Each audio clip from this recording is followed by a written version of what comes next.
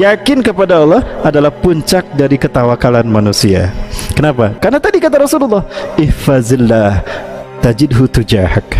Jagalah Allah dalam dirimu, maka Allah akan menjadi solusi seberat apapun masalah yang kau hadapi. Dan sebanyak apapun masalah hidupmu, jangan sampai lupakan Allah. Karena ketika kita lupa karena masalah yang kita hadapi membuat kita lupa kepada Allah, kafir kita. Allah tidak akan menolong, celaka dunia akhirat. Maka apa yang terjadi? Justru mukjizat datang di saat kita sudah pasrah totalitas pada Allah. Lihat Nabi Ibrahim. Logika mana yang bisa menerima kalau api dingin? Bagi Nabi Ibrahim tidak membakar. Logika mana yang bisa difahami ketika foto Habib Rizik Sihab spanduknya tidak terbakar, padahal sudah jelas dibakar? Assalamualaikum. Buat yang beriman jangan lupa di subscribe dan dibagikan ke sesama saudara seiman. Terima kasih buat yang menyimak ceramah ini.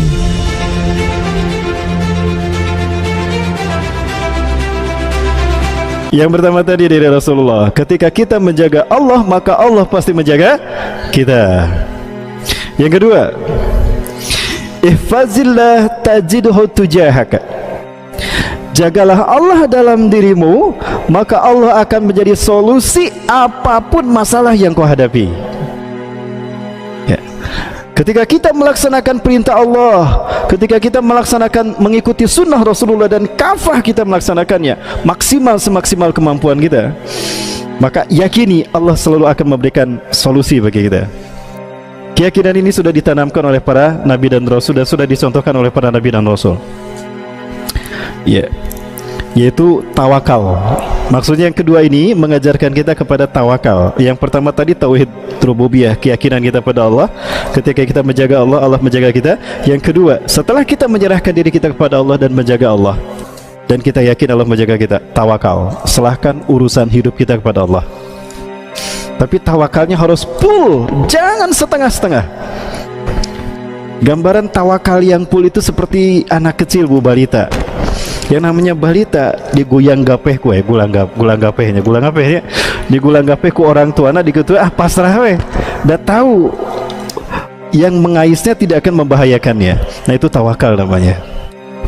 Begitulah yang ditanamkan oleh para nabi dan rasul kepada kita dan umatnya. Ya, maksudnya pada keluarganya juga atau pada dirinya mereka sendiri. Sebagai contoh para sekalian, Nabi Ibrahim orang yang paling tawakalnya luar biasa, siqah billah kepada Allah. Sampai ketika pun harus dibakar hidup-hidup beliau pasrah. Loh, yang saya lakukan perintah Allah kok. Saya melakukan apa yang Allah perintahkan. Giliran saya dibakar sama mereka, Allah tidak akan membiarkan saya. Ah, mangga we teu teuing bade diduruke mangga. Nah, itu tawakal, bu. Siqah billah. Siqah billah, yakin kepada Allah adalah puncak dari ketawakalan manusia. Kenapa? Karena tadi kata Rasulullah, ihfazillah tajidhu tujahak. Jagalah Allah dalam dirimu, maka Allah akan menjadi solusi seberat apapun masalah yang kau hadapi. Dan sebanyak apapun masalah hidupmu, jangan sampai lupakan Allah. Karena ketika kita lupa karena masalah yang kita hadapi membuat kita lupa kepada Allah, kafir kita. Allah tidak akan menolong, celaka dunia akhirat. Maka apa yang terjadi? Justru mukjizat datang di saat kita sudah pasrah totalitas pada Allah. Lihat Nabi Ibrahim. Logika mana yang bisa menerima kalau api dingin? Bagi Nabi Ibrahim tidak membakar. Logika mana yang bisa difahami ketika foto Habib Rizik Sihab spanduknya tidak terbakar, padahal sudah jelas dibakar? Jadi kadinya keceletot, maaf ya, streaming. Oh iya streaming ya. Keceletot sengaja. Ya, seperti itu. Maka mujizat selalu hadir, pertolongan Allah selalu hadir di saat kita maksimal ketawakalan kita pada Allah. Tadi Nabi Ibrahim, hingga akhirnya Allah perintahkan kan kepada Nabi, pada api, karena api makhluk Allah. Ya narukuni baradan wa salamatan li Ibrahim. Hei api, jadilah kamu dingin dan selamat bagi Ibrahim. Api makhluk Allah. Nah ini yang harus kita ingat. Selain Allah itu makhluk, dan makhluk tunduk kepada Allah. Hati makhluk itu Allah yang menggenggam. Jadi jangan takut sama makhluk, tapi takut sama yang menggenggam makhluk. Bisa tidak Bu, keyakinan itu kita hadirkan? Terlebih di saat pandemi COVID-19 ini Bu, Allah sedang menuntut mana bukti tauhid kita. Betul? Nanti sedikit saya komentari tentang COVID-19. Apakah COVID-19 penyebab kematian? Bukan. Andaikan tidak ada COVID-19 terjadi tahun ini, apakah para pahlawan medis mereka tidak akan meninggal dunia? Tetap meninggal, tapi dengan jalan yang lain, bukan dan jangan calon COVID. Nah, ini namanya kodo dan kodar Bu. Iman kita kepada kodo dan kodar sedang diuji. Nanti kita singgung pembahasannya. Kita baru bahas judul Bu. Judulnya kepanjangan ya. Ini prolognya kepanjangan, gimana masuk ya ini. Baik. Yang ke berapa tadi? Yang kedua ya. Jadi harus yakin Bu, kalau kita sudah tawakal pada Allah dan kita sudah melaksanakan perintah Allah, yakin Allah pasti menolong kita. Seperti Siti Hajar ya. Tadinya kan gak mau ditinggalkan di Mekah, tandus, gak ada air setetes pun, tidak ada satu lembar perumput pun. Maka ketika sudah dibuatkan tenda oleh Nabi Ibrahim, air disediakan, makanan sediakan, Nabi Ibrahim pergi, Assalamualaikum, dikecup keningnya. Nabi Ismail juga dikecup, pergi, Assalamualaikum, ditarik, sahabat ngecup kening, mereka mana Kang? Gitu ya, dibetul ketika mana Kang? Ada istri saya ya, ilaina anta tahib ya Ibrahim, mau kemana engkau pergi hai Ibrahim? Watasrukuna, kau akan meninggalkan kami di sini? Kang, lihat Kang ya, unsur hiwalana wadin gharidi sarin, tandus gak ada apa-apa. Hari Akang tuh mikir menanya gitu orangnya, tapi karena perintah Allah. Nabi Ibrahim tidak jawab. Secara logika manusiawi tidak tega, apalagi Nabi Ismail baru lahir, baru beberapa hari Bu. Karena perintah Allah hanya tetesan air mata yang bisa menjawab. Pergi lagi Nabi Ibrahim, ditarik lagi bajunya. Ajib suali ya Ibrahim, aina anta dhahib? Jawab pertanyaanku Ibrahim, mereka mana anjun? Hari Akang atau tanya Akang nyai tega. Tidak bisa jawab bukan. Ditatap tuh wajah Siti Hajar dan Nabi Ismail, hanya tetesan air mata yang menjawab. Curiga Siti Hajar, jangan-jangan perintah Allah. Nah, siqah billah. Curiga Siti Hajar, Allah amaruka bihada? Apakah Allah yang memerintahkan kau harus meninggalkan kami di sini? Nah, ini bisa nu ditunggu eta nu ditunggu anjing Nabi Ibrahim. Bala, Allah amarana bihada. Betul, Allah yang memerintahkan aku meninggalkan kalian di sini. Hari Allah yang memerintahkan, idan la yudayyanna, hatiku tidak akan sempit, kata Siti Hajar. Idhab ya Ibrahim, if'al ma tu'mar, satajiduna insyaallahu minas sabirin. Pergilah wahai suamiku, jangan khawatirkan kami, engkau akan mendapati kami termasuk orang-orang yang sabar. Subhanallah. Andaikan Siti Hajar tidak mau ditinggal di Mekah, tidak akan lahir sa'i melalui mereka. Betul? Andaikan Nabi Ismail tidak mau disembelih, gak akan ada lahir ibadah kurban melalui mereka. Beginilah cara Allah memuliakan orang yang pasrah kepada Allah. Bayangkan Bu, jutaan manusia sepanjang tahun, sepanjang zaman sampai hari kiamat begitu rindu ingin ke Mekah. Untuk apa? Untuk melakukan apa yang mereka lakukan. Betul? Nah, ini Bu, fakadzalika nazil muhsinin, bedemikianlah kami membalas kepada orang-orang yang baik.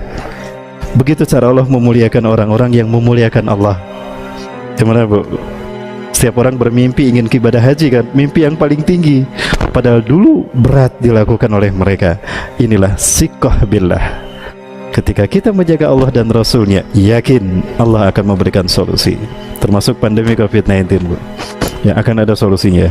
Baik, yang ketiga, faida sa'alta fas'alillah. Apabila kamu meminta, mintalah kepada Allah, jangan kepada manusia. Manusia tidak ada yang kaya, manusia tidak ada yang mampu.